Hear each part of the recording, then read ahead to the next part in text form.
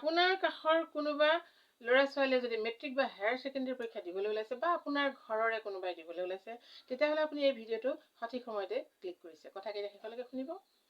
আপোনাৰ ঘৰলৈ আলহীৰ সোঁত বৈছে, কিয়নো আপোনাৰ সন্তানটোৱে পৰীক্ষা দিবলৈ ওলাইছে, এটা কলম দি শুভেচ্ছা দিবলৈ আহিছে।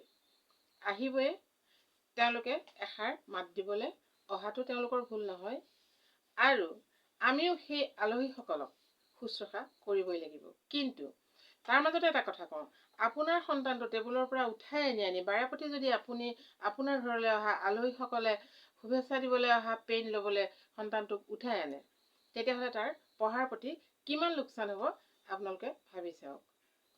সেইকাৰণে আপোনালোকে নিজেই সেই উপহাৰটো লৈ পেলাই তেখেতসকলক ক'ব লাগিব যে ল'ৰাটো শুই আছে বা ছোৱালীজনী শুই আছে বা পঢ়ি আছে, তেওঁলোকে এটা সময়ত ৰেষ্ট লয়।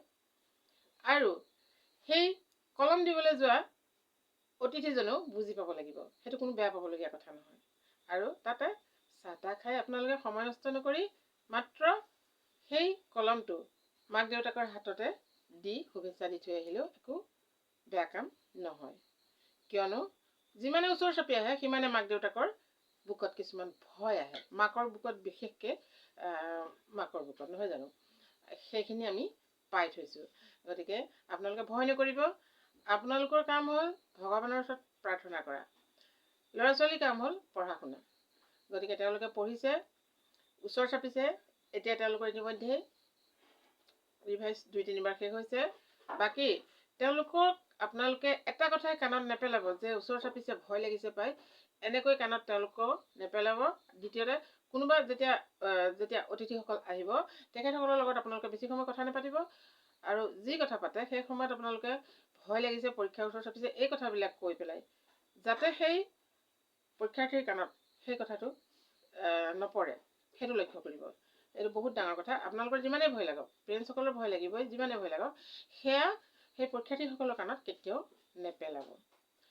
আৰু এটা কথা, এই অতিথিসকল সকলোৰে ঘৰলৈ সকলো নাহে, ভাগ্যৰ বলতহে এই অতিথিসকলৰ মাতষাৰ পায়, সেইটো এটা ডাঙৰ কথা। সেইবুলি আমি কম সময়ৰ ভিতৰতে তেওঁলোকক শুশ্ৰূষা কৰি পঠাব লাগিব, আৰু তেওঁলোকেও সেইখিনি বুজি পাই কেতিয়াও দেৰি নকৰে। কিন্তু সেইখিনি সম্পূৰ্ণ নিৰ্ভৰ কৰিব সেই পেৰেণ্টছসকলৰ বা গাৰ্জেনসকলৰ ওপৰত, যাতে সেই পৰীক্ষাৰ্থীজন টেবুলৰ পৰা উঠাই আনি বাৰেপতি পেন ল'বলৈ নপঠায়। মানে সেইটো কোনো বেয়া পাব লগা কথাও নহয়। কথাখিনি আপোনালোকে কেনে পাইছে জনাব। নেক্সট ভিডিঅ'ত লগ পাম।